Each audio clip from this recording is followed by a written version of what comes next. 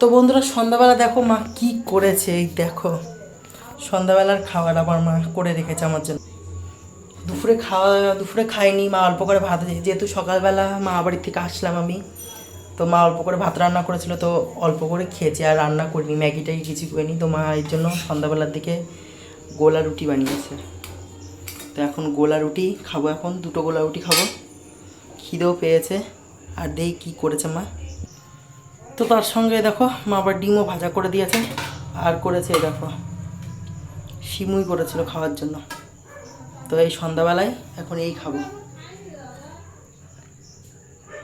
তো চলো খেয়ে নেওয়া। তাও আরেকটা জিনিস আছে, এখন ওটাগুলো খাবো না। এই দেখো মা আবার ফলও কেটে রেখেছে। এত খাবার এখন খেলে তার আজকে ভাত খাবো কি, তোমরাই বলো।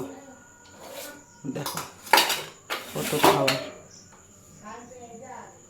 তো চলো খেয়ে নি তাহলে, এমনি তো খিদে পেয়ে গেল।